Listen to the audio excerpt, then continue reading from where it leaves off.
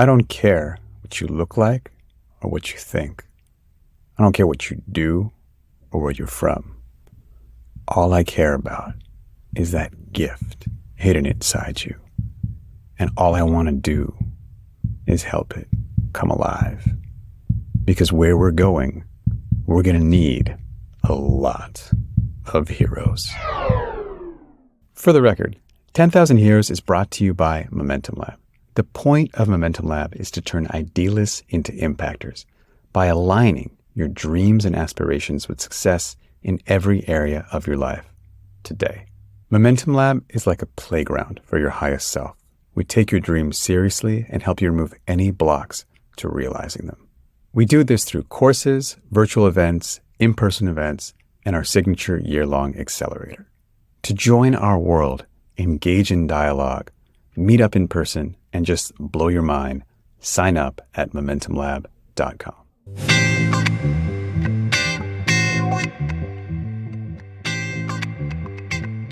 Hey everybody, welcome back to the show, 10,000 Heroes.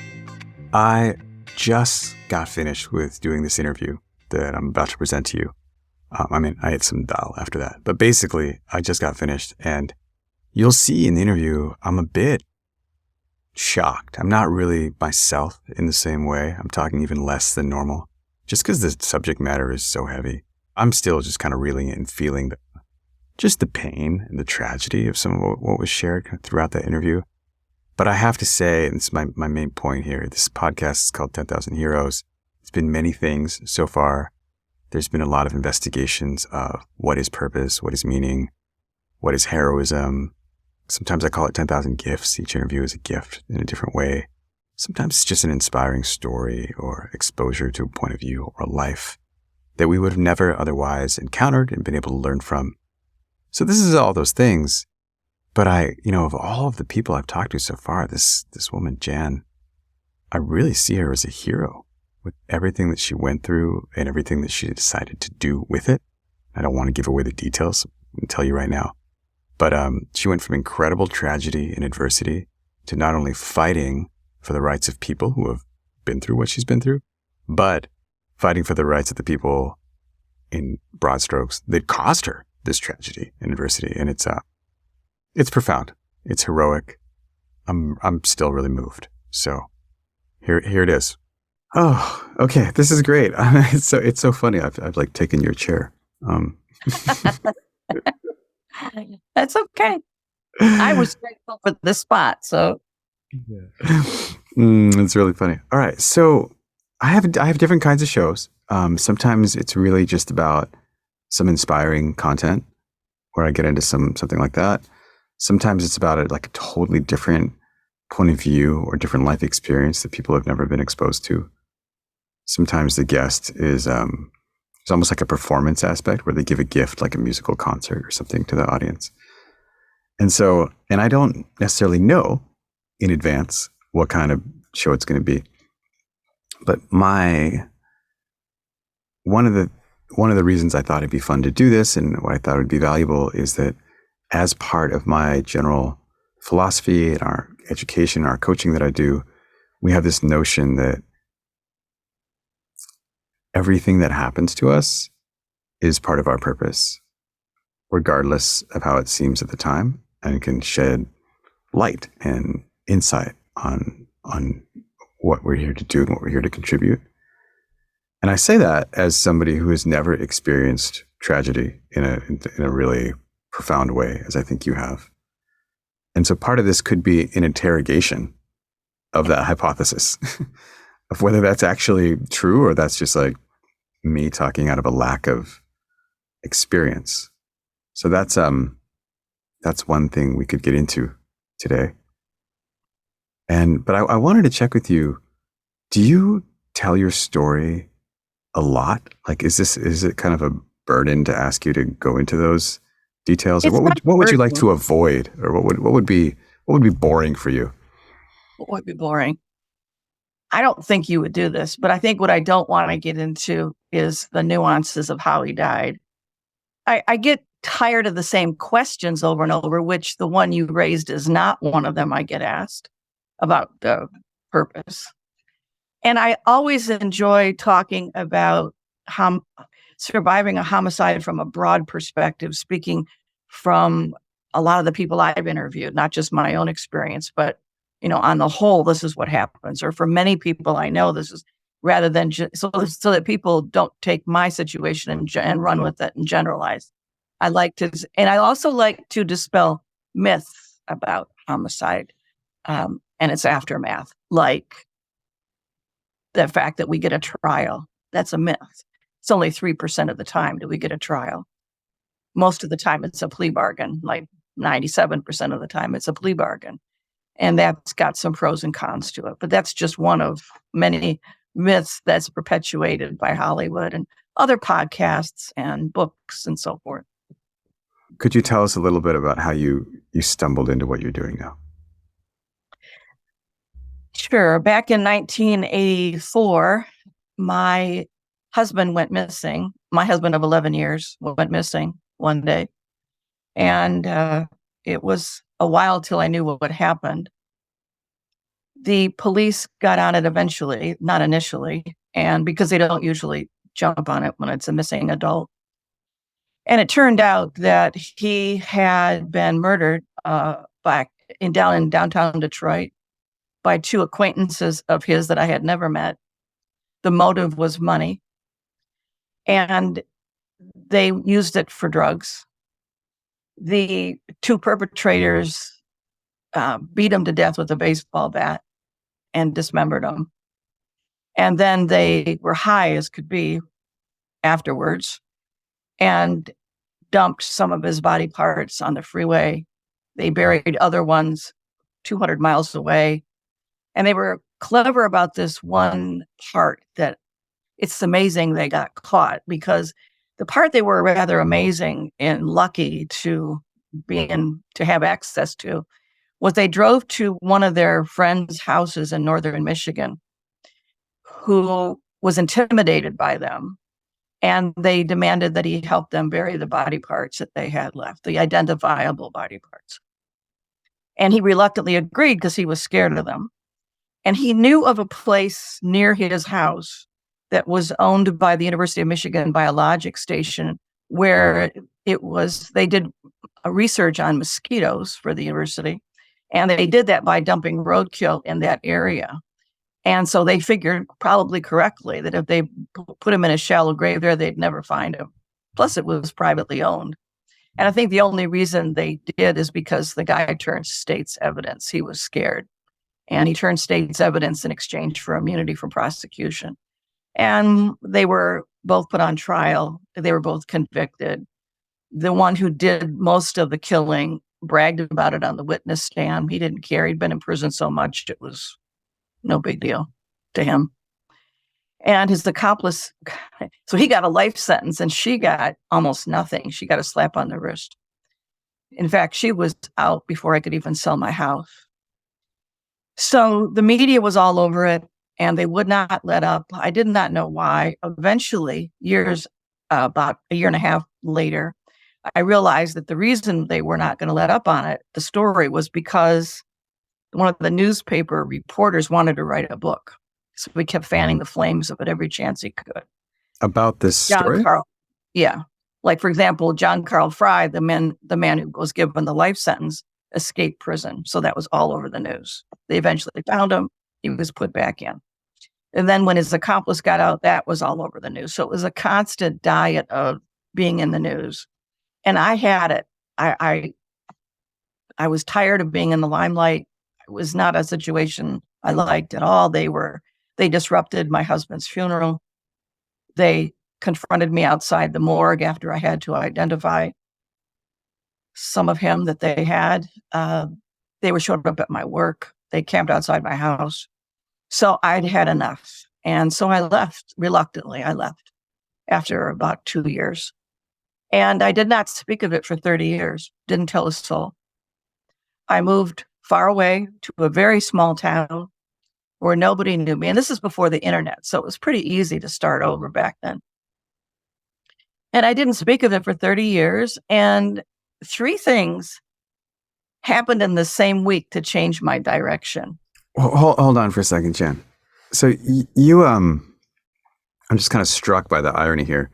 You behaved as if you were like a fugitive. Yes, I led a redacted life for 30 years. Exactly. It's a good way to put it. And why? I didn't want the media to follow me. I didn't want pity. I didn't want people asking nosy questions because there was nothing for them to ask. They didn't even know him. I didn't want to be looked at as different from other people.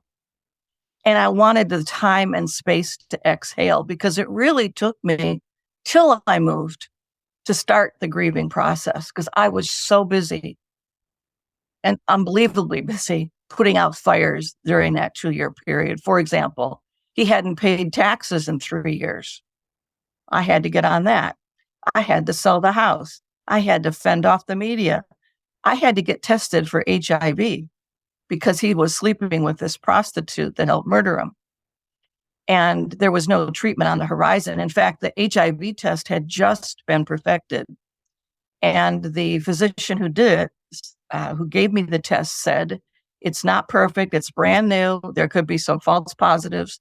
There could be some false negatives. So you really won't be in the clear for 7 years. You won't know.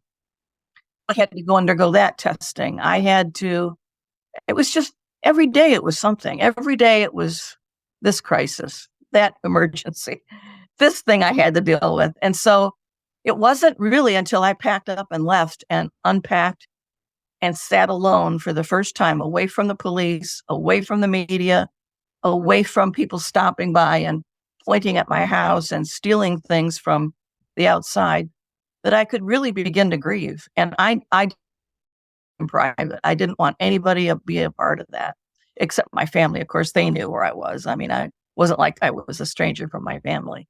But I was going to initially move to where my parents lived, which was in Arizona.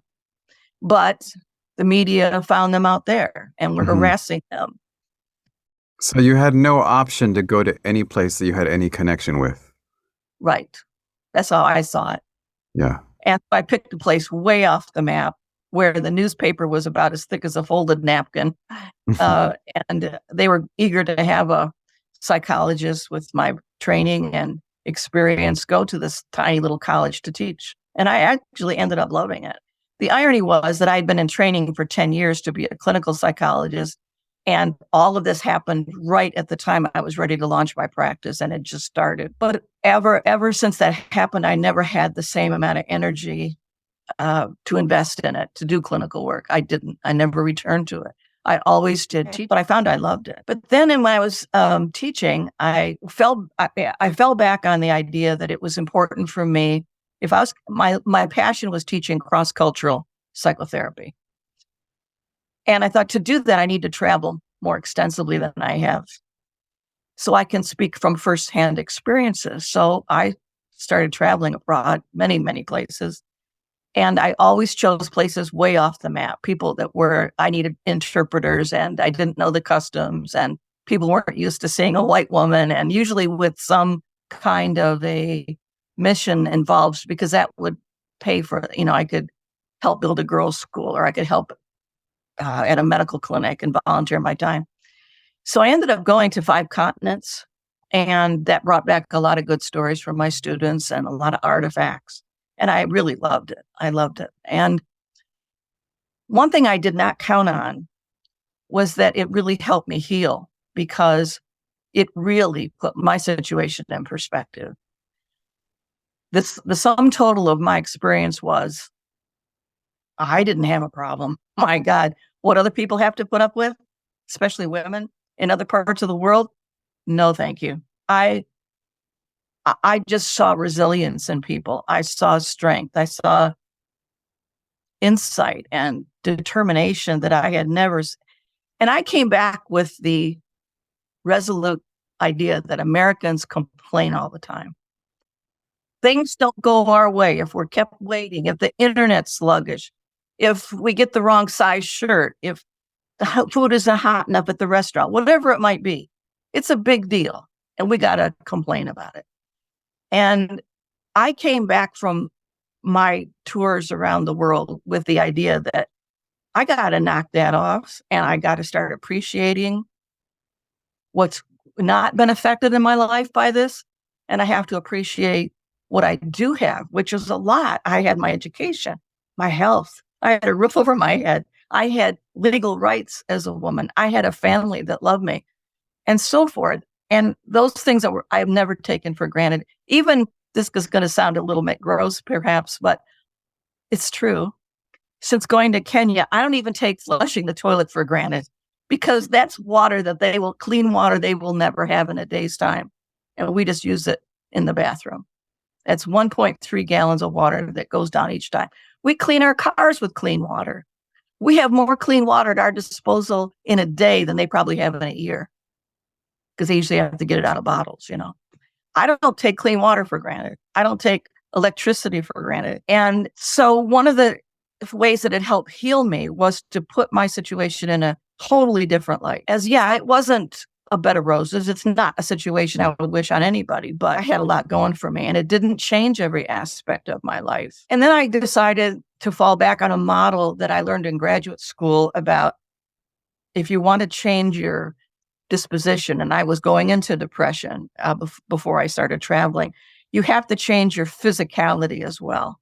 So I started doing triathlons. I got to the gym 4 days a week. I got with a group. We did triathlons.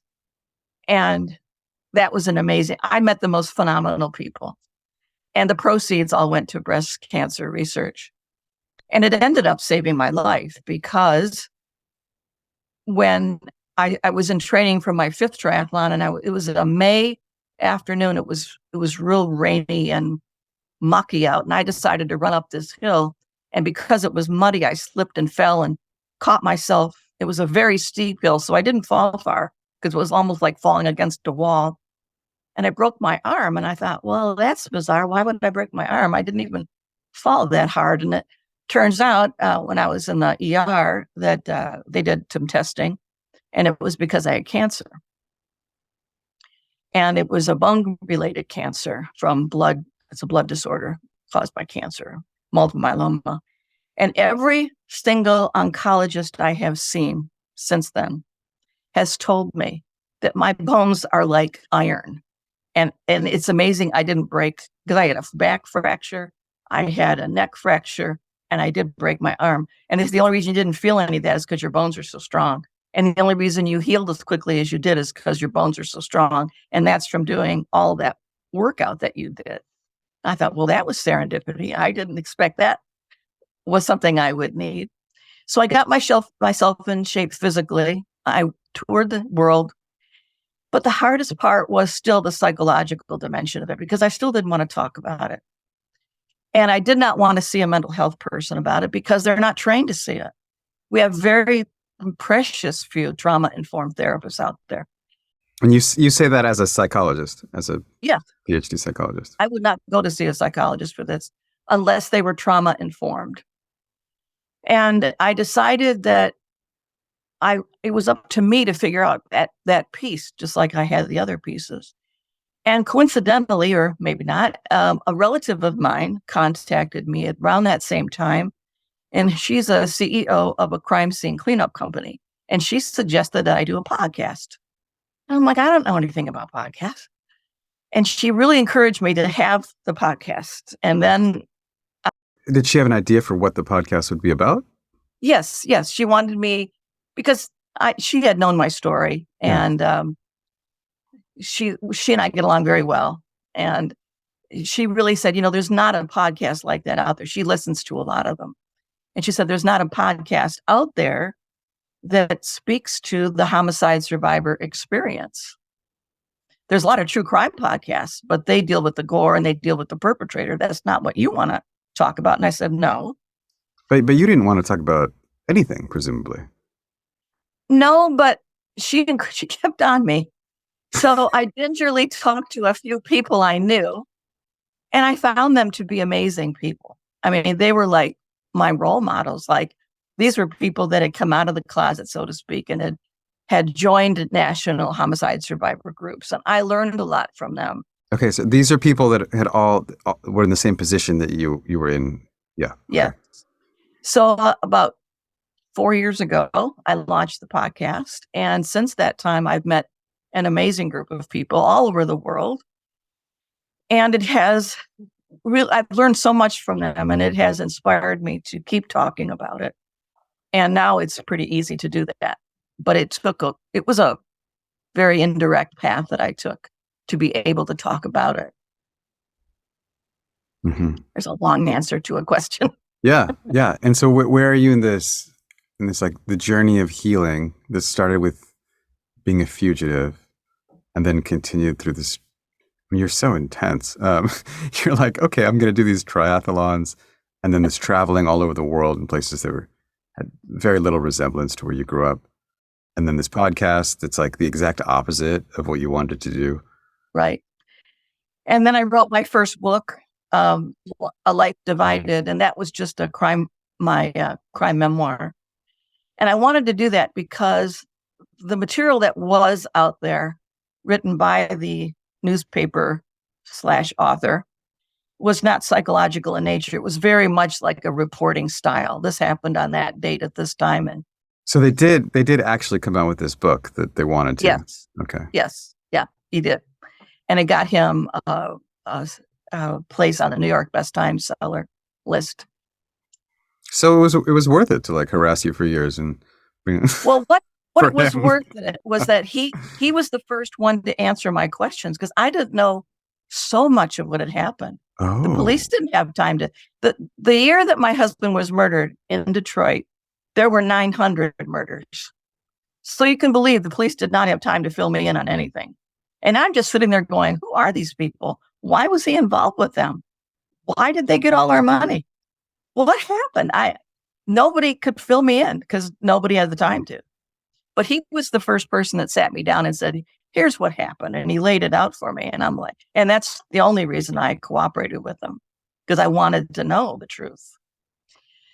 And it was at the encouragement of my attorney, too. He said, that's the only way you're going to learn the truth, because nobody else knows the truth, and you'll take the time to find out. And he did.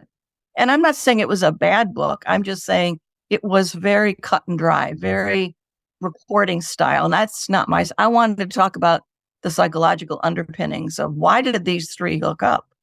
How could he keep this lie from me? Because he ended up, I found out, leading a double life for 18 months as, quote, Dr. Miller downtown. I didn't know why he had done that. I didn't know why he'd given away all our money. I didn't know a lot of things of why he had motivated him to do what he did. So I set on a quest to figure that out. And I interviewed people that knew him. See, he was 18 years older than me. So I didn't know his high school buddies. I didn't know a lot of his deep background from when he was a child. So I interviewed everybody. I looked into his school yearbook. I looked at old newspaper clippings. I interviewed my family. I interviewed people that was in the first book. I went back to Detroit 2 or 3 times to survey everything that I could. And because I wanted it to be accurate. I didn't want it to be so subjective that it was inaccurate. So that I wrote that book. And while I was doing the podcast, while I was launching that, and it grew to the point now it's in 26 countries.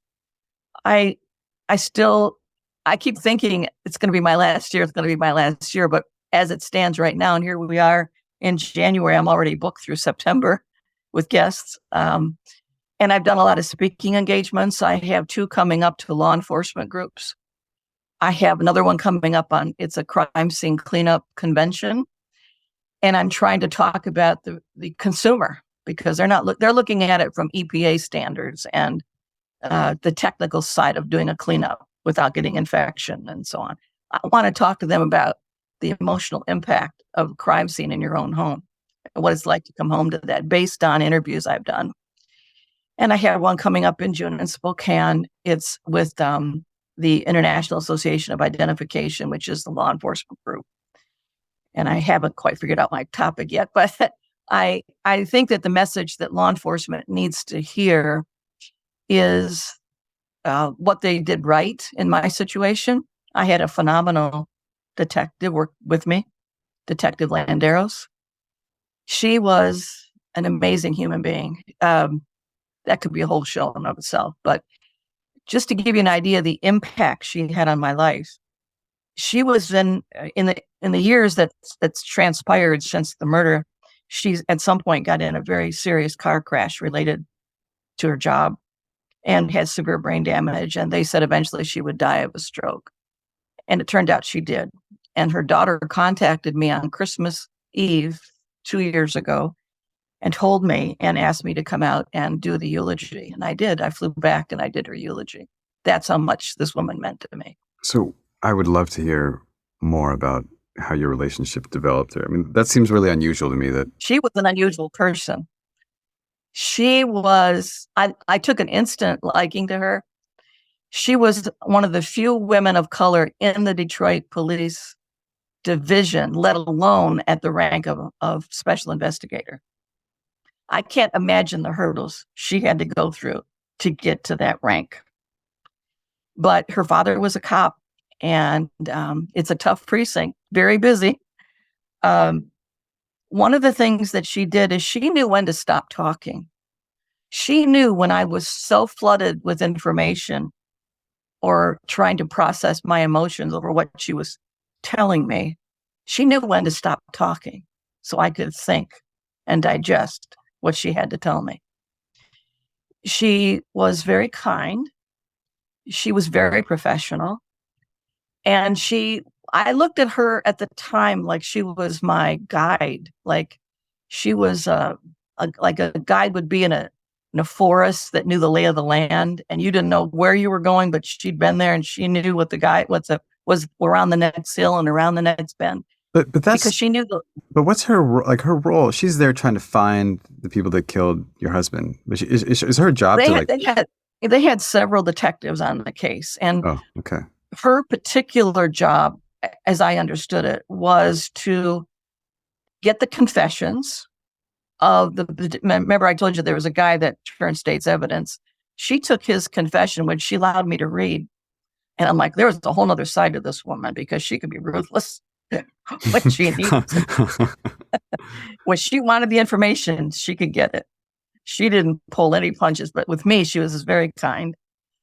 But her other role was to make sure I showed up at the preliminary exam and at the morgue, and that I followed all the protocol that the police had to make this an airtight case. So she showed up at the preliminary exam and got me ready for it. Not the prosecuting attorney, which is what should have happened, but she was the one that prepped me. And just knowing she was in the room was all I needed, really. Just knowing she was there calmed me down. She didn't have to accompany me to the morgue, but she did. She could have assigned that task to somebody else. She didn't do that. She was there, and she prepared me for what I was going to see. She literally put her arm under mine and led me in there. She didn't have to do that. And she stood there by me during the whole identification process. And as I was leaving that building, before I noticed, she noticed that the media was out there at the entrance to the morgue. I was so overcome with what I had just seen, I wasn't paying attention. And she wheeled me around and took me out a back way and had me laid down in her squad car to avoid the press. She didn't have to do that. I mean, she was my advocate, and I relied on her, and I trusted her, and I ended up respecting her to the point, like I said, that I did her eulogy. Yeah, it's amazing. 40 years later or something? About 40 years later. Yeah. Wow. Yeah. So I was very lucky to have her in my corner. And then the next big task besides the podcast and the book was I decided, I think it was maybe a year or two ago, to start a second book, which I've been working on feverishly to get it done by, well, hopefully it'll be done and in and ready to go to press in the next few weeks. It's called What Now? Navigating the Aftermath of Homicide and Suicide. And it's a reference book, and I wrote it in conjunction with 17 other experts from various fields like attorneys, police, crime scene cleanup companies. I have an individual in there who is a funeral director whose niece was murdered, so she helped me with the chapter on funeral planning. So it takes people through longitudinally from the death notification to dealing with the media, planning the funeral, what the investigation will ensue, helping them understand the court system, crime scene cleanup, on down through parole and long-term advocacy. And according to my my agent, I'm self-publishing this, but I did hire an agent. She said it's one of the only books I could out there that's that detailed. It's 26 chapters, I believe. Yeah, so it's like an incredible kind of comprehensive resource for anybody who's in this really and hopefully they're unexpected situation. You know, friends of people who want to help, attorneys, ER docs, victim advocates. There's lots of ways it could be put into use. And I'm hoping it is. I'm hoping that it will serve as sort of a beacon to let people know that there is help out there, because what information that is available, at least in this country, is very fractured, very fragmented, and you're groping in the dark. You don't know what to do when this hits your house or your family. It's like, what do I do next? They just told me my loved one got murdered. What now? You know, that's where the title came from, because nobody knows. And even if you have experts working on your behalf, let's say a funeral director and a homicide detective and a crime scene cleanup crew, they all speak to one another, so they don't know each other's job. And so there's so much people don't know, and there's so much you have to learn immediately. So what resource, where do you go for that? So it's been a learning curve. I've learned a lot in the process, and I'm happy with it. And now it'll be, up to people to tell me what they think of it once it's out. Yeah. So you've been doing this podcast for 4 years. And presumably every time you talk to someone who's been in the same position. I've had homicide detectives on. I've had blood pattern analysts. And last week, I even, for the first time, interviewed a murderer. I'm trying to put the net wide in terms of because they're impacted. Anybody that's impacted by homicide, I want to interview them. But the majority of people, yes, the majority of people are people who've had somebody murdered close to them. They needn't be a blood relative. It could be a fiance, it could be a neighbor, a coworker. It doesn't have to be somebody they know intimately. But the thing that I would like to remind people, though, in the process of this is homicide is rare.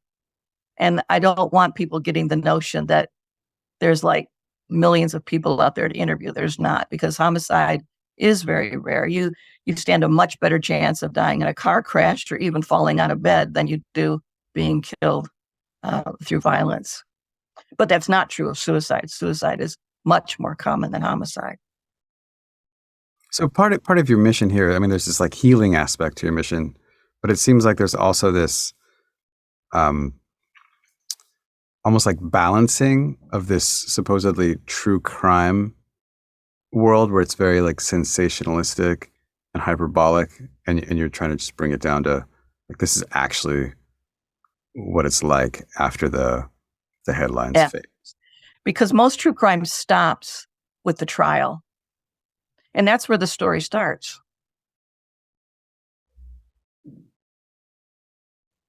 And I don't want to sensationalize it. I want to talk about the realities of it and the fact that it's offensive, for example. There's so many misunderstandings. It's offensive when people are told that they'll get closure through the trial. That ain't going to happen. It never ends. Here's an example. One woman I interviewed, her little 2-year-old niece was murdered by her mom's new boyfriend. He was left babysitting. He was 6'6". She was under 3 feet tall. And she was doing something that annoyed him, and he gave her a karate chop to her liver area, split it in two, and she bled to death before she got to the hospital. He was tried. He was convicted.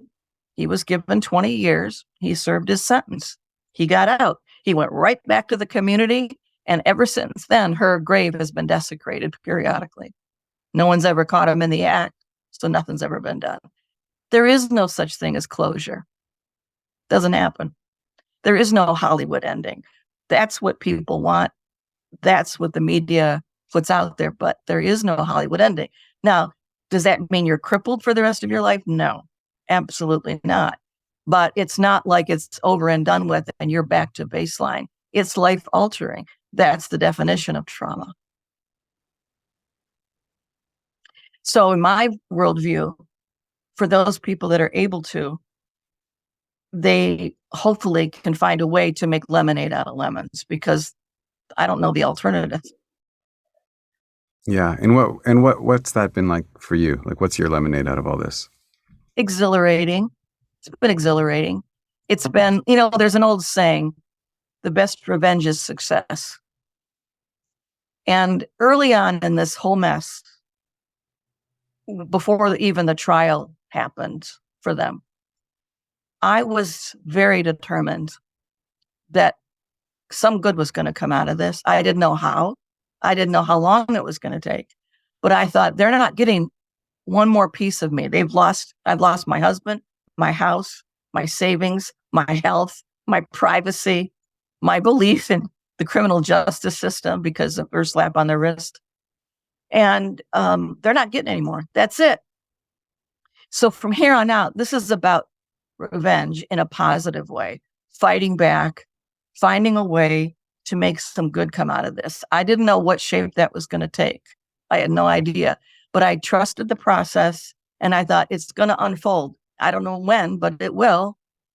And it was like breadcrumbs, this led to that, which led to that, like the traveling internationally, which led to my different view of my situation, which it's just amazing how it unfolded. And sometimes I look back and I think it's not a coincidence. That I feel very strongly that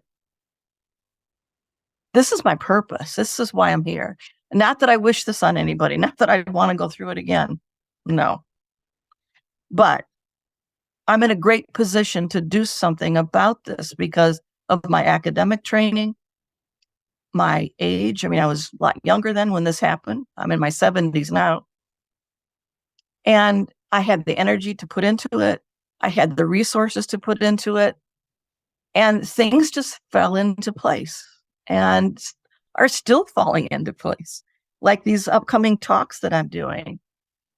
Like the fact that I have enough people that I can interview now through September. It just keeps falling into place, which is confirming to me that this is what I should be doing. Even though it was never in my intent, not a conscious choice. It wasn't like way back when I decided this was going to be my calling.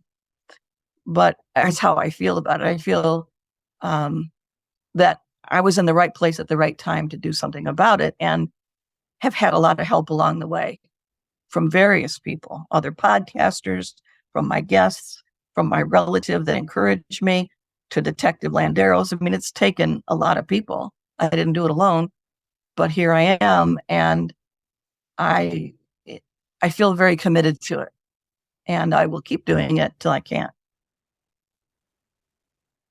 Yeah, I mean, that's in this world we live in, like you said, this really privileged material world in the U.S., having that access to that clarity of meaning and purpose, oftentimes to me, that just seems like the rarest commodity. I have learned a lot from other people. I volunteered for the Red Cross during Katrina, and I foolishly went down to Louisiana thinking I was going to help those people. And you know what? They helped me. I got down there and I was stationed at the Shreveport Convention Center where they took a lot of the refugees.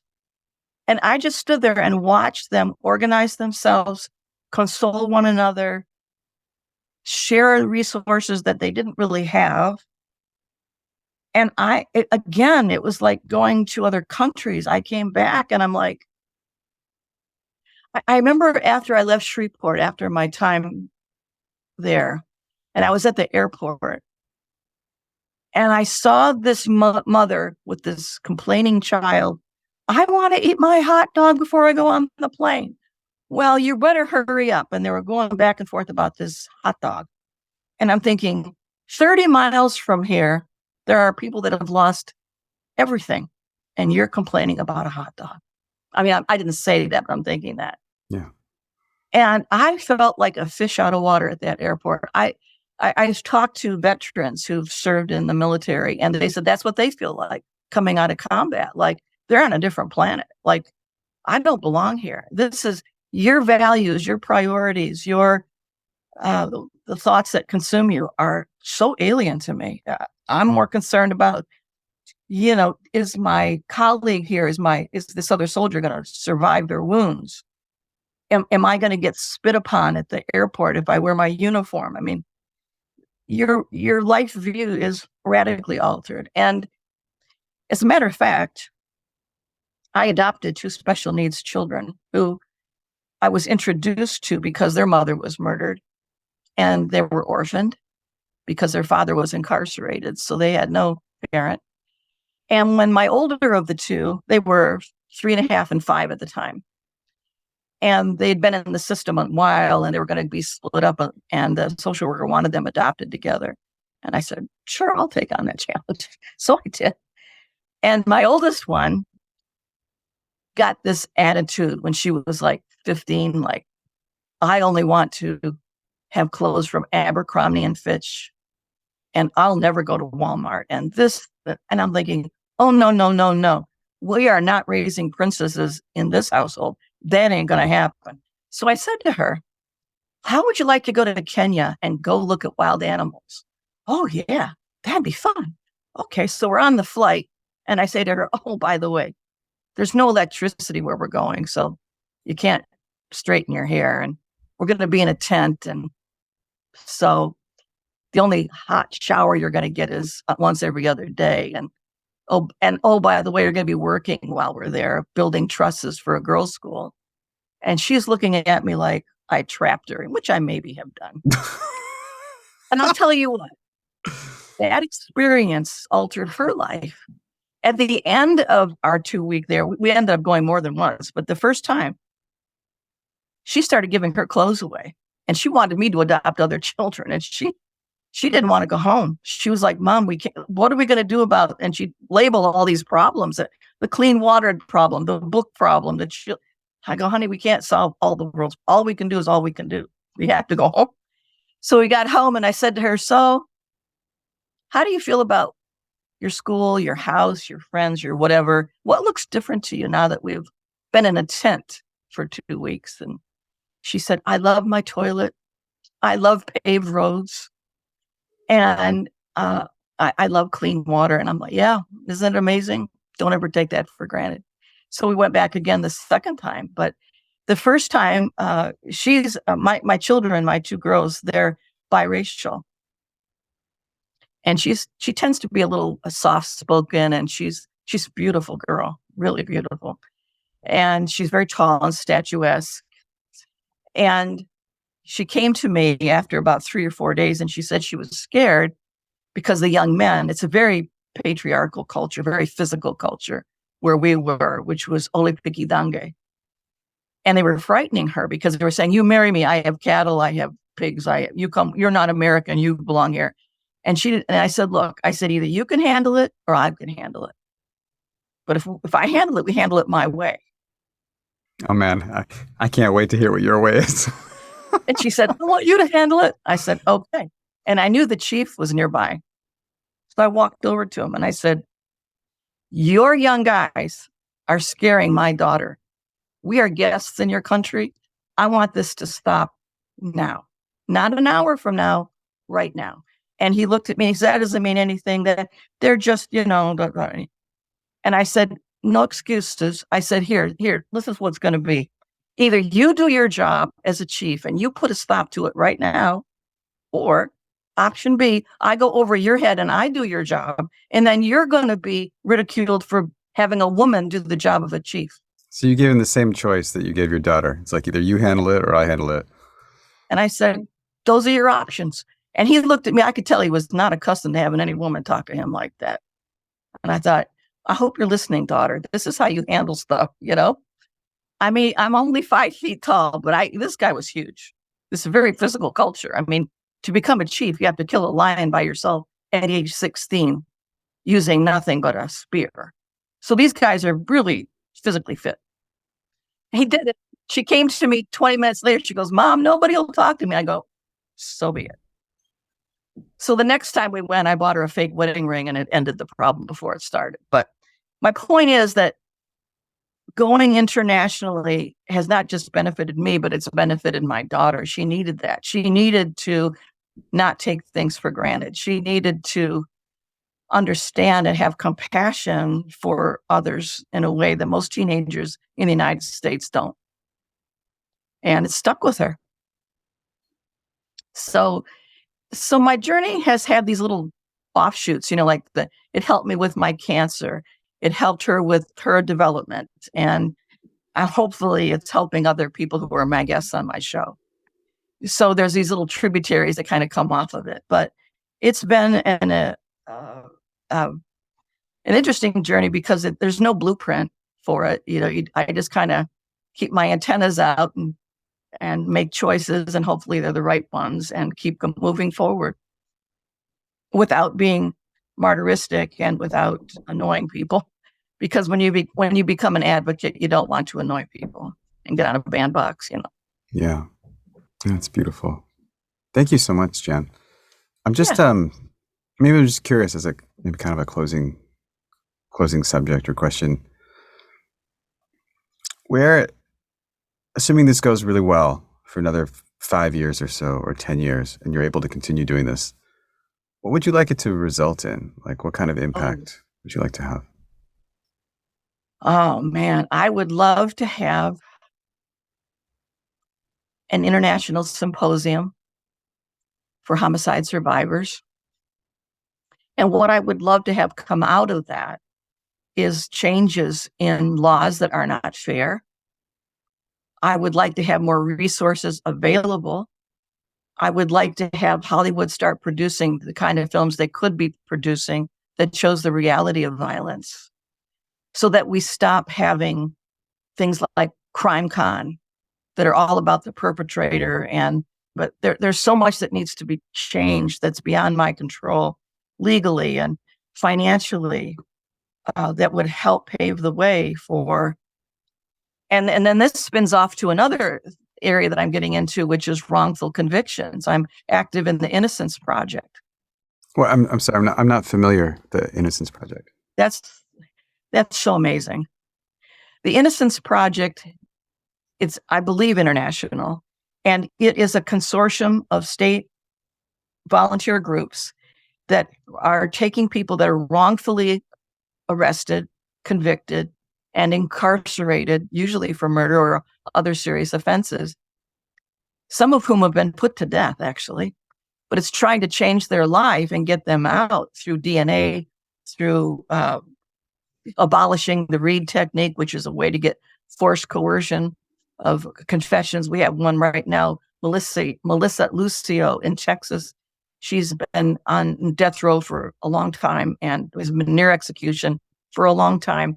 She's got advocates in senators, state representatives, law enforcement, the public, and so forth. And they still will not admit that they made a mistake with her confession. They forced it out of her. It's being done, and it's mostly to people of color. And I'm active in that movement because many people fighting for wrongful convictions are people who have been touched directly by being wrongfully convicted, or maybe someone they love has been. But where I'm coming from is a little different position. Where I'm coming from is to say, yes, when you have had a loved one murdered, when you go into that courtroom, you want blood. You want that person convicted. You want them to pay a price for what they did to your loved one, especially if they've confessed. But the thing that we're not saying, us homicide survivors, is we also want an accurate conviction. We don't talk about that. Other homicide survivors don't think about that. They just go in there and hang that person high. They did it. Obviously, they trust in the system. They're not looking at the nuances of how you can get trapped and the inequity. Not everybody has a Detective Landeros in their corner. And it sickens me to think of a homicide survivor being wrongfully accused, tried, and convicted, and served years behind bars for a homicide of their loved one that they did not do. And it happens. And there's a whole chapter in my book on that, on wrongful convictions on both sides of the Atlantic. That is a whole nother concern of mine. And I would like, if I had my way, to see that changed. I would love to see prosecutorial immunity thrown out the window and having no such thing as prosecutorial immunity, no such thing as the Reed technique. That would help immensely with wrongful convictions. But DAs are reluctant to do it because the public demands them to be tough on crime. And until the public demands them to be tough on crime, we're not going to get that restored in the way that we should. I've been to the Innocence Project Consortium meetings. I'm going again in June in Phoenix. I've talked to people who were like 9 days away from execution. They were so close to execution, they took their blood to make sure they were healthy enough to be killed. And then they find out, oh, sorry, we got it wrong. Bye. There's no services for these people. They just open the door and bye, because there's a stereotype that, well, they get compensated for. That's not true. Only 13 states do you have any way to get compensated for your years behind bars. And in some of those, you have to petition the Senate in that state to get the money. It's a travesty of justice. Stuff that I did not think went on in this country. I always believed that everybody was like Detective Landeros. It's not true. So I would love to have that changed as well. So there's an interesting thing here for me that normally I would imagine that the victims' rights people and people who'd been through such a horrendous experience as a survivor of crime like that would really like fall on the other side of this camp of rights for the people who are marked as guilty. Do you find yourself in an unusual kind of like isolated position? Mm-hmm. Yes. And I'm working right now with Jeffrey Deskovic. Jeffrey Deskovic was a young man who at age 16 was wrongly convicted of a rape and homicide of a high school classmate. And it's a long story, but to make a long story short, he is now an attorney and he works with the wrongly convicted. And he's the one that was a guest on my show a while back, I think 2 years ago. And he's the one that asked me to come to my first conference. And I did. And it's one of the best conferences I've ever been at in my life. And he said, we need you because we want you to speak to the legislators. You're in a great position to say, I'm a crime victim. Yeah, totally. And I speak from that vantage point that we need to make sure our convictions are accurate. It doesn't do us any good to convict the wrong person and then 5 years later to find out, oh, the wrong person has since murdered 3 more times and now you got the right guy. Yeah, because already, like earlier today in the show, you said that the whole idea that putting someone behind bars could provide closure is a myth anyways. But certainly putting the wrong person behind bars helps even less. And what about their family? They're suffering. And then if the homicide survivor testified against that person, not deliberately, they had an eyewitness account and they believed that that person was wrong or was wronged to them, that is the guilty party, they're going to feel terrible afterwards. There's so many reasons that wrongful convictions shouldn't be happening, and they are, and they're ongoing. Like right now, like I said, Melissa Lucio, she's a Hispanic woman, and she's, how can I say this delicately? She's not cognitively strong. She's had 14 children. She was pregnant at the time that they interrogated her. She was under the table in a fetal position when she finally said, I guess I did it. On the strength of that, bingo. Her child fell down her neighbor's staircase the day before her child fell down her staircase. And the EMT wrote in his notes that she pushed the daughter. Nobody has the witness of that. Nobody saw her push her daughter down there. And her daughter had been unsteady because of the previous day's fall, probably accidentally fell down the stairs and died. Nobody's coming to her aid and till now, and remains to be seen what's going to happen. But on the strength of the EMT notes, she's going to be put to death as it looks, unless they get a gubernatorial reversal. I don't know if it's going to happen. But that incenses me. I don't want just anybody paying for a crime. I want it to be accurate. My heart goes out to people that are wrongly convicted and their families. And the thing that I discovered in writing my book is how easy that is to happen.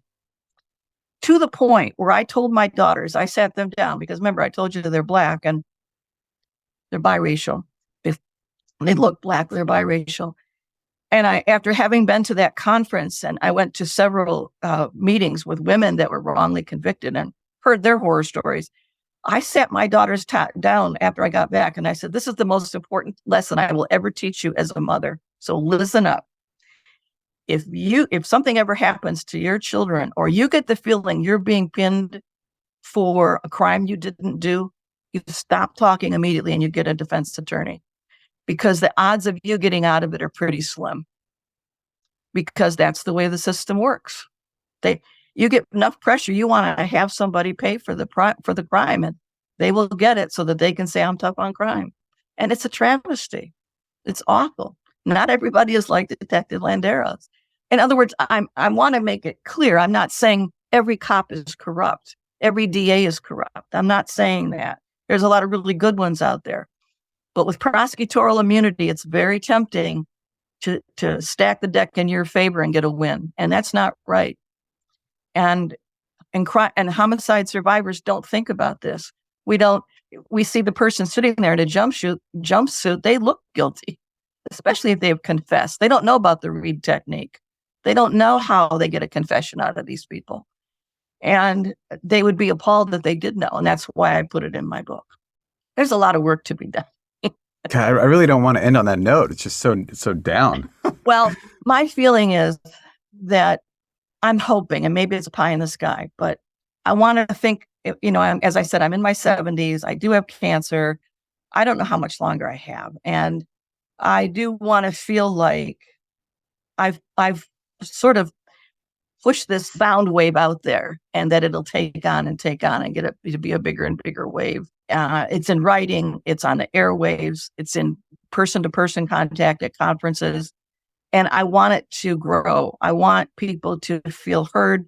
I want people to feel motivated and have it change. And I know that's in the din of many other causes that are also very, very important. This is just one of 2,000 possible ways that people can spend their time, but it is important. And you don't really realize how important it is until you've been in it yourself. But every single guest I've had is doing something to help the situation. And I admire them for that, whether it's hosting marathons and taking the funds from that and putting it into scholarships, whether it is one contacted Eric Church, who's a singer, and he wrote a song about it because she was at the mass homicide situation for the Country Music Festival, and she contacted him. He was the next one that was going to be singing, and he wrote a song about it, and that song is out. There's just so many ways that the message can be put out there, and there's no end to it, and people are doing it, and I want to encourage them and let them know they're on the right track. And, there's a saying that I've used on my podcast that individually we're a drop, but together we're an ocean, and that's how I feel is the message I want to and the emphasis, the push that I want to give. Thank you so much. That's like a really much better way for me to end this. You're welcome. I appreciate your time, Jan. Thank you. All right. Thank you. Hi, everyone. This is Martin San, producer, editor, and sound designer for the 10,000 Heroes show. I just wanted to take a minute to thank our guest for joining us, and also thank you for listening. 10,000 Heroes is brought to you by Momentum Lab. This is the team.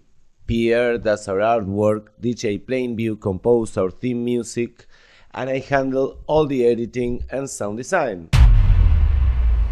And now, we are closing down this episode with a word from our main sponsor, who also happens to be our host, Anchor.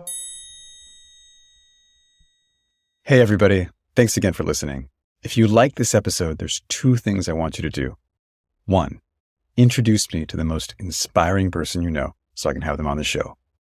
And 2, take the next step towards us hanging out in person. Maybe that's signing up for the newsletter. Maybe that's attending an upcoming in-person or virtual event. What I'm trying to do here is destroy the basic one-to-many nature of this medium, podcast, entertainment, and replace it with something that actually builds connections between people, the beloved community, getting closer together, understanding each other, one conversation at a time. So, join me.